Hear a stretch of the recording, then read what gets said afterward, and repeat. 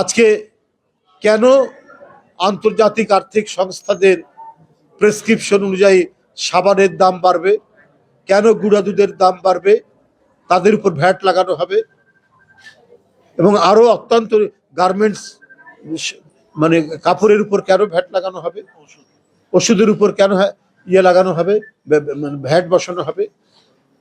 এটার জন্য কি জুনায়েদরা রক্ত দিয়েছে? এটার জন্য তো জুনায়েদ রক্ত দেয়নি। তো সুতরাং আমার কথা হলো যে আজকে এই সরকার জনগণের এত বড় আত্মদানের পথে সরকার, তারপরে সারা জনগণ যদি মানে যে জিনিস তার উপার্জনের সাথে কেনার কথা, সঙ্গতি রেখে যে জিনিসের দাম হওয়ার কথা, সেখান থেকে যদি আরো অধিক দামে নিত্য প্রয়োজনীয় জিনিস কিনতে হয়, তাহলে তো জুনায়েদের রক্ত বৃথা যাবে, ইয়াসিনের রক্ত বৃথা যাবে। শেখ হাসিনা চেয়েছে তার বাপ এবং তার পরিবার ছাড়া এই বাংলাদেশের স্বাধীনতা, এই বাংলাদেশের স্বাধীন সত্তার জন্য যারা লড়াই করেছে, সংগ্রাম করেছে, কথা বলেছে, তাদের কোনো নাম থাকবে না। কিন্তু প্রকৃত ইতিহাস লেখার জন্যই তো এই শহীদরা জীবন দিয়েছে। তো সুতরাং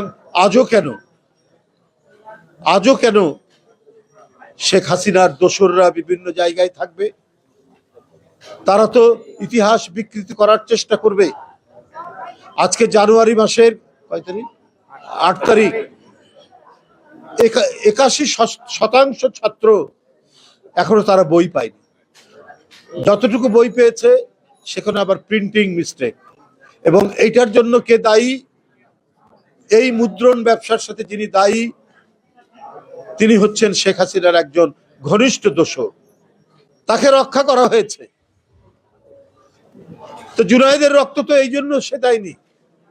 ক্লাস 9-এ পড়া একটা ছেলে, সে তো একটা সুন্দর বাংলাদেশ করার জন্য দিয়েছিল, যে হ্যাঁ ফাইনাল পরীক্ষা শেষ হওয়ার পর তার হাতে ঝকঝকে নতুন বই এসে পড়বে। অথচ 51% বই ছাত্রছাত্রীদের হাতে এসে পড়েনি, কারণ সেখানেও শেখ হাসিনার দোসররা আছে। ওরা বাংলাদেশ লুট করেছে, ওরা শিশুদের মুখের দুধ আত্মসাৎ করেছে, এরা জায়গা জমি দখল করেছে, এদের ব্যবসায়ীরা হাজার হাজার কোটি টাকা, লাখ লাখ কোটি টাকা পাচার করেছে। সেই পাচারের কিছু অংশ শেখ হাসিনারও রয়েছে। এখন পৃথিবীর নাম করা সমস্ত পত্র পত্রিকায় শেখ হাসিনার পরিবারের কারা কি ফ্ল্যাট পেয়েছেন, কার কত জমি, কার কত হাজার হাজার লক্ষ লক্ষ পাউন্ড জমা আছে, সেগুলো এখন সংবাদপত্রের পাতায় ভেসে আসে।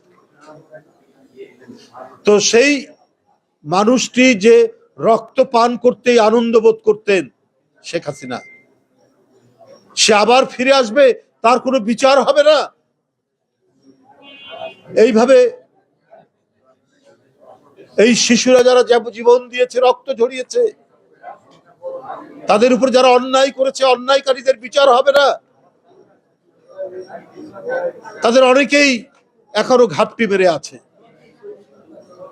যে সমস্ত আইন শৃঙ্খলার বাহিনী গুলি করেছে, তাদেরকে তো মিডিয়ার আলোর সামনেই, তো মিডিয়ার ক্যামেরার সামনেই তো অনেকের চায়ের আছে। তারা কেন এখনো পর্যন্ত সবাই গ্রেপ্তার হয়নি? কেন বিচারের আওতায় নিয়ে আসা হয়? এটা তো আজকে সকলের দাবি। এটাই আজকে সবচেয়ে প্রথমে সর্বাগ্রে হওয়া উচিত।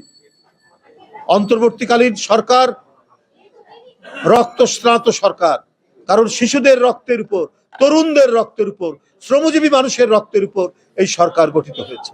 তার দায়িত্ব মানুষের আহারের নিশ্চয়তা দেওয়া। আলু, পেঁয়াজ, বেগুন, চাল, ডাল, আটা, চিনি কোনোটার দাম বাড়বে না, এই নিশ্চয়তা দেওয়া।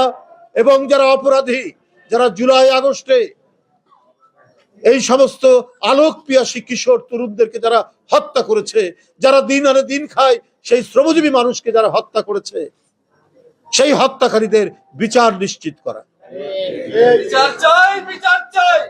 বন্ধুরা আমার, আপনারা এইখানে এই এলাকায় সেই শেখ হাসিনার দোসর যারা জনগণের ট্যাক্সের টাকায় তুলেছে এবং তুলে সেটাতে আমোদ ফুর্তি করেছে, আর এইখানে বিভিন্ন প্রতিষ্ঠানে তাদের নাম দিয়েছে। সেই পূর্বের যারা মেয়র রয়েছেন ওই নামগুলো খুলে ফেলুন, ওখানে জুনায়েদের নাম দিন, সেখানে ইয়াসিনের নাম দিন, সেইখানে আনাসের নাম দিন, আব্দুল্লাহ সিদ্দিকের নাম দিন। এটাই হওয়া উচিত। বীরদের শহীদদের নামে পৃথিবীর দেশে দেশে তাদের নামে রাস্তা হয়, তাদের নামে স্থাপনা হয়, তাদের নামে ইমারত হয়, আর যারা জনগণের বিরুদ্ধে অস্ত্র ধারণ করেছে তাদের বিচার হয়। সেই জিনিসটি নিশ্চিত করতে হবে।